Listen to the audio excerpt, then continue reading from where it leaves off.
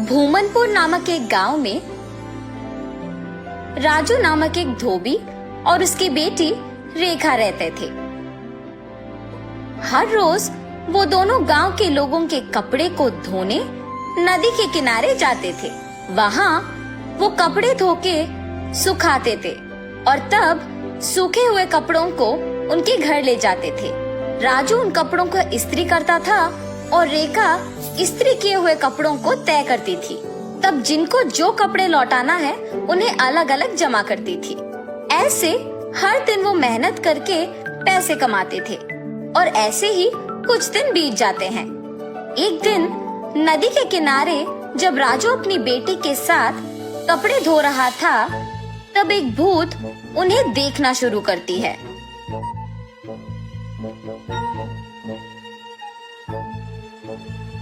न जाने मैं कब ऐसे कपड़े पहनूंगी। ऐसे उन कपड़ों के पास जाकर उन्हें पकड़ने की कोशिश करती है, लेकिन उन्हें पकड़ नहीं पाती है। तब क्या मैं इस कारण इन कपड़ों को पकड़ नहीं पा रही हूँ कि मैं एक भूत हूँ? ऐसे सोचकर राजू की बेटी रेखा की ओर देखती है। बिना कुछ सोचे समझे उसके अंदर घुस जाती है। घुसने के तुरंत बाद लाल लहंगा और जैकेट मौजूद जगह को भाग के जाती है और हाथों में कपड़ों को पकड़ के बहुत खुश हो जाती है।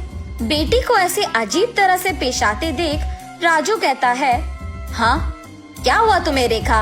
वहाँ खड़ी हो, बहुत सारा काम है, चलो। लेकिन रेखा में भूत घुसने के कारण वो कुछ नहीं कहती है। तब राजू उसके पास जाता है। रेखा गुस्से से अपनी पिता की ओर बड़ी आंखों से और लंबी नाखून के साथ देखती है। उसे ऐसे देख उसके पिता डर जाते हैं। पापा, मुझे ये अच्छा लगा है और मैं यही पहनूंगी, ऐसे कह के वहाँ से चली जाती है। रेखा को ऐसे देख उसके पिता डर डर के घर धीरे से सारे कपड़े लेके पहुँचते हैं। तब तक रेखा वहाँ उसको जो कपड़े पसंद आए वो सारे पहन के तैयार होती है। अपने आप को वो सुंदर कपड़े पहने हुए आईने में देख बहुत खुश हो जाती है। हम सबको वो दिखने में रेखा थी, मगर उसको उसकी असली रूप एक भूत के ही रूप में दिखती थी। और ऐसे ही हर रोज आए हुए कपड़ों में अपने पसंदीदा कपड़े चुनकर उन्हें पहन के तैयार होके अपने आप को आईने में देख खुश होती थी। दिन प्रतिदिन उसका तैयार होने की चाहत बढ़ती जाती है। राक्षस की तरह अपनी बेटी का व्यवहार देख राजू परेशान होता था, मगर अपनी बेटी की सच्चाई को किसी से कह भी नहीं पाता था, और अगर कहा भी तो वो ये सोच के डर जाता था कि उसका नतीजा क्या होगा। एक दिन जब गांव के जमींदार राजू को धोने के लिए कपड़े लेने के लिए बुलाते हैं, तो राजू वहाँ जाता है। कपड़े लेके जब राजू वापस घर पहुँचता है तो सारे कपड़े बाहर निकालता है। तब रेखा उन कपड़ों के पास आके उसमें पीले रंग लहंगा और लाल जैकेट लेके वहाँ से चली जाती है। जब राजू को कपड़े लौटाने का समय आया तो वो देखता है कि उसमें पीली लहंगा और लाल जैकेट नहीं है। तब वो सोचता है कि जरूर ये रेखा के ही पास होगा। रेखा के कमरे में जाके देखने पर वो उन्हीं कपड़ों में तैयार होके आईने के सामने खड़े होके अपने आप को देखते ही रहती है। आईने में भूत का डरावना चेहरा देख राजू डर के मारे चिल्लाता है, हाँ? तुम यहाँ क्या कर रहे हो? राजू उसके ऐसे पूछने पर कांपते हुए कहता है, अम्मा, आपने जो कपड़े पहना है वो जमींदार के बेटी की है। इनको आज उन्हें लौटा देना है, कृपया उन कपड़ों को दे दो। हाँ? क्या? कपड़े? बिल्कुल नहीं दूंगी, जाओ यहाँ से। ऐसे कपड़े उनके पास बहुत होंगी, अगर आप अभी इन कपड़ों को वापस कर देंगे तो और भी कपड़े लेके आऊंगा। अब अगर मैं इन कपड़ों को नहीं लौटाऊंगा तो मेरा व्यापार नहीं चलेगा। मैं हाथ जोड़ के विनती करता हूँ, वापस कर दो, तुम मेरी बेटी नहीं हो। हा हा हा, सही पहचाना। हाँ, मैं तुम्हारी बेटी नहीं हूँ। ऐसी और कपड़े हैं? हाँ, बहुत सारे। तो फिर इन कपड़ों की मुझे क्या जरूरत? ऐसे कहकर उन कपड़ों को वहां छोड़ के हवा में उड़ के गायब हो जाती है।